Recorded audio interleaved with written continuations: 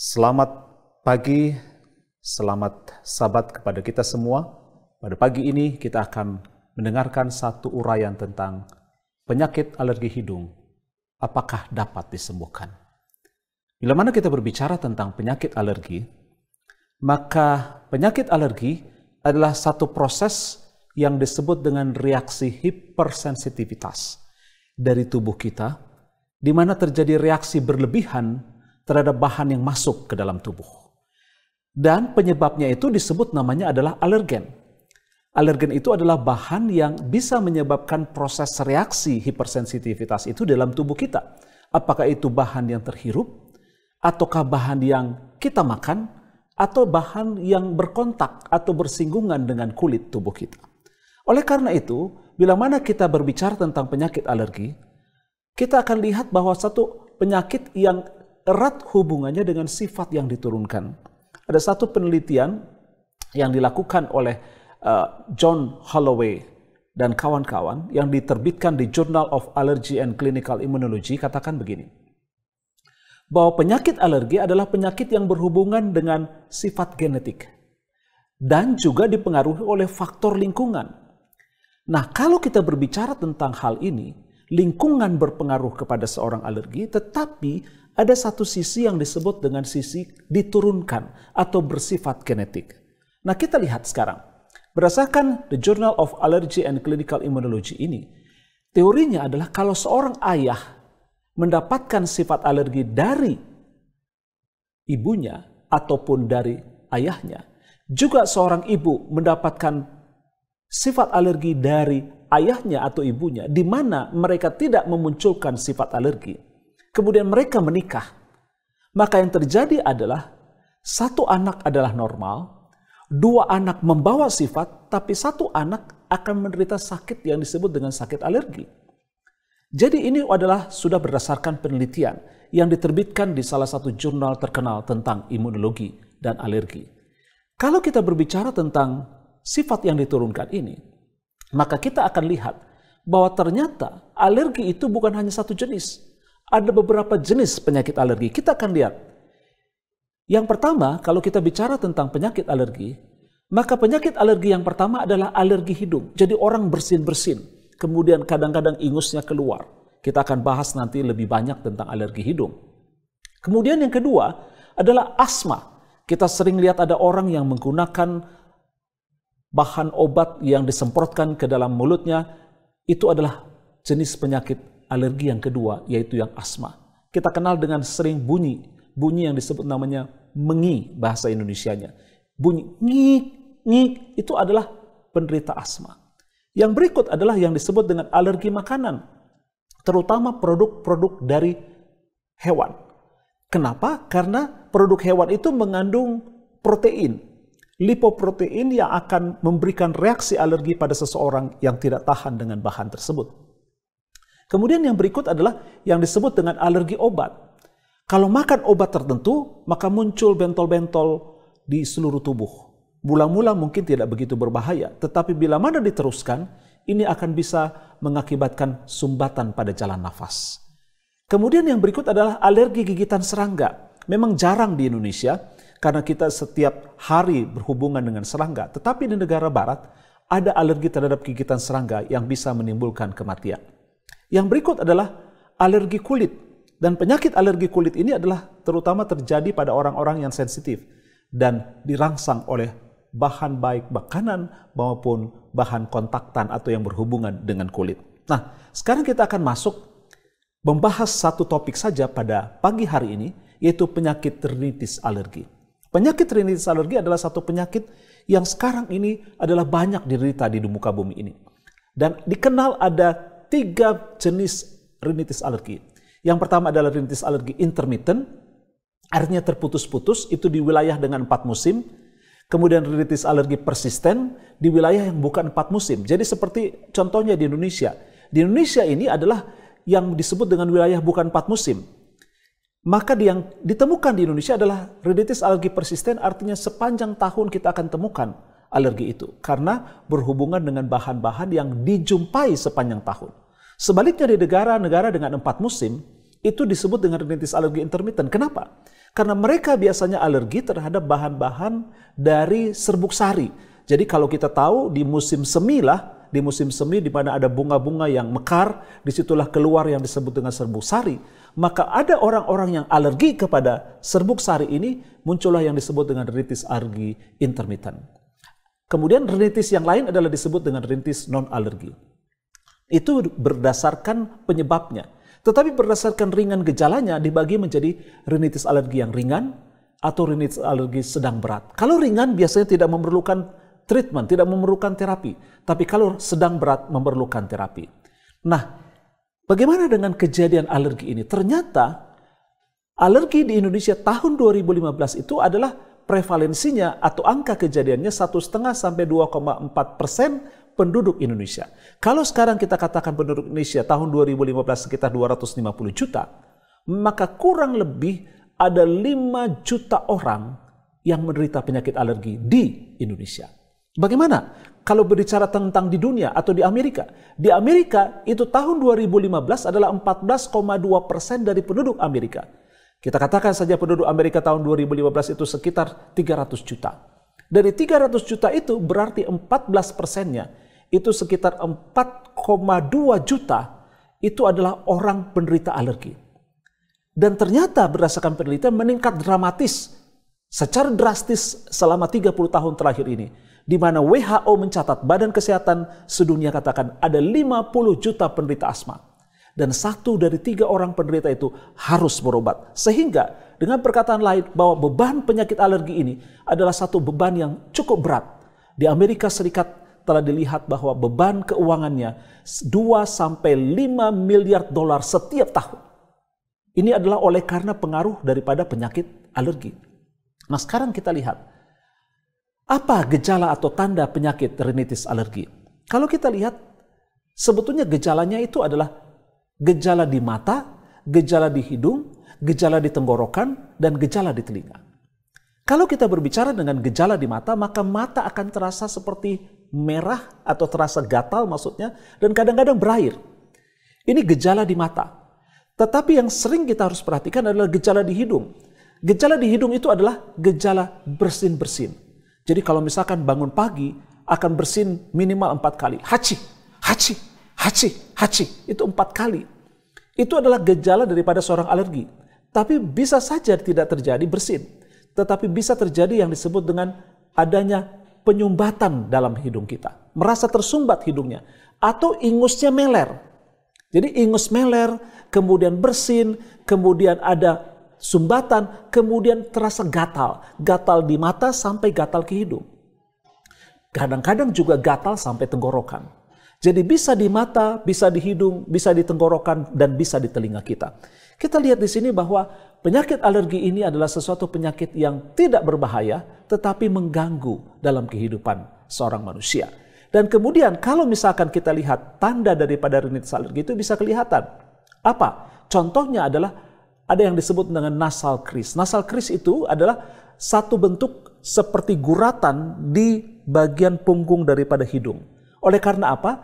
Karena kita sering melap hidung kita atau mengkorek hidung kita seperti yang disebut dengan allergic salute.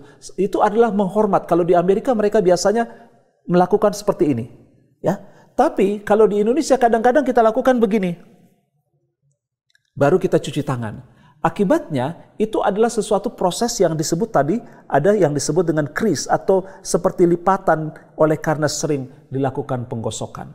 Yang berikut adalah di bawah mata. Di bawah mata itu akan terjadi seperti merah kehitaman. Itu yang disebut dengan allergic shyness.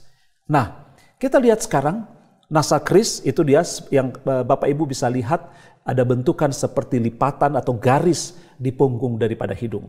Inilah yang disebut dengan nasal crease. Nah, kita sekarang lihat tadi alergi adalah satu kondisi hipersensitivitas yang muncul oleh karena ada bahan yang merangsang. Ini yang disebut dengan alergen. Jadi alergen adalah bahan yang merangsang produksi atau terjadinya penyakit alergi pada tubuh manusia. Sekarang alergen itu ada yang disebut dengan alergen hirupan. Yang terhirup, yang masuk ke dalam tubuh kita melalui hidung kita. Yaitu yang disebut dengan debu rumah. Dan tungau debu rumah. Ini kita lihat. Jadi di dalam debu rumah itu ada yang disebut dengan tungau debu rumah, disingkat sering dalam bahasa Indonesia TDR. Kalau kita lihat dengan mata kepala kita sendiri, kita tidak akan bisa lihat. Harus dengan menggunakan mikroskop karena ukurannya kecil. Nah, inilah gambar daripada yang disebut dengan tungau debu rumah. Tungau debu rumah ini, bila mana dia mati, maka bentukan daripada tubuhnya yang sudah menjadi bentukan yang tidak hidup lagi, bila mana terhidup ke dalam hidung kita akan merangsang munculnya alergi. Ditambah lagi kalau misalkan serpihan daripada kulitnya atau bagian tubuhnya itu masuk ke dalam tubuh kita, itu akan menimbulkan satu proses reaksi alergi. Nah, yang berikut itu adalah juga yang kita kenal sebagai bulu binatang, bulu kucing atau bulu anjing. Nah, di antara kita semua mungkin pernah memperhatikan kalau ada bulu kucing atau bulu anjing kita menjadi bersin.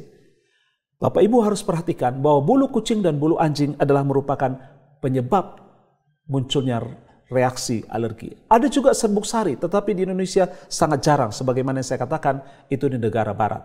Kemudian yang berikut adalah kecoa.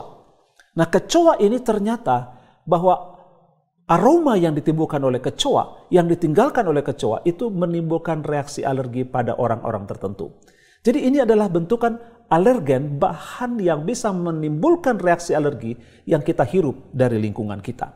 Nah, sekarang penyebab ini bisa kita lihat ada di hirup, baik di lingkungan kita, baik di lingkungan rumah kita, maupun ada bentukan yang ditelan atau yang kita gunakan sebagai makanan. Jadi saya ingin sampaikan kepada kita juga harus perhatikan pada seorang penderita alergi, kalau dia alergi kemudian menjadi hebat, coba perhatikan tentang makanan. Apakah mengkonsumsi produk-produk tertentu yang bisa mengakibatkan alerginya bertambah hebat. Nah, sekarang kita lihat bagaimana kalau kita mau tahu seseorang itu menderita alergi. Seseorang menderita alergi itu bisa dilakukan tes. Tes untuk mencari tahu alergi terhadap bahan apa. Jadi ada yang disebut dengan skin prick test. Seperti Bapak Ibu boleh lihat, saudara-saudaraku sekalian, bisa lihat di kulit lengan kita, lengan bawah kita. Itu bisa dites, dimasukkan sedikit bahan yang akan bisa mengakibatkan rangsangan. Kalau bentolnya besar, kalau kita lihat di sini, ada bentolan dari cat, dog, feather itu adalah sesuatu yang menunjukkan bahwa alergi terhadap bulu kucing dan bulu anjing. Itu adalah sesuatu yang penting untuk kita fahami, bahwa kalau kita sudah tahu bahwa kita alergi kepada bulu kucing atau bulu anjing, kita harus hindarkan bulu kucing dan bulu anjing dengan peliharaan, tentunya kucing dan anjing tidak ada di rumah kita. Ya. Kemudian kita bisa juga lakukan dengan skin prick test. Ini bahan dimasukkan dan ditunggu 15-25 menit untuk menunjukkan hasil. Kemudian yang berikut adalah, ini skin prick test sama seperti tadi.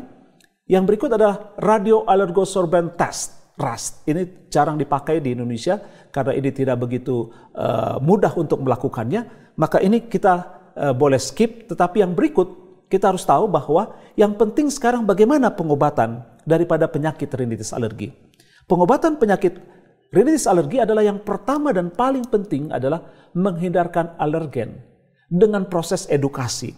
Jadi kalau kita tahu bahwa penyakit ini adalah penyakit keturunan, tentu kita akan paham bahwa ini adalah satu penyakit yang tidak akan sembuh. Oleh karena tidak bisa sembuh, maka yang paling penting adalah kita menghindarkan alergen atau bahan yang merangsang. Itulah proses edukasi. Yang berikut adalah makan obat-obatan, baik obat-obatan secara lokal, baik di hidung misalkan, atau yang diminum atau yang dihirup. Kemudian ada imunoterapi. Ini pengobatan yang lebih baru lagi yang disebut dengan imunoterapi. Lainnya bisa cuci hidung atau operasi hidung untuk dilakukan satu proses pengecilan daripada yang disebut konka di dalam hidung kita. Nah, ini contoh obatnya, ada steroid, ada antihistamin atau CTM, ada anti-leukotrien. Ini adalah bisa kita ingat saja bahwa ada CTM. CTM adalah obat anti alergi yang paling murah. Hanya persoalannya menimbulkan reaksi mengantuk. Jadi sekarang orang tidak lagi mau untuk menggunakannya terlalu banyak. Nah, ini dia yang disebut dengan imunoterapi. Ada dua cara, yaitu yang disebut dengan subcutaneous imunoterapi. Jadi disuntikkan di bawah kulit kita bahan imunoterapi untuk mengatasi alergi kita, atau diteteskan. Nah, kedua treatment ini sudah dilakukan di negara-negara maju, tetapi di Indonesia masih belum banyak yang dilakukan.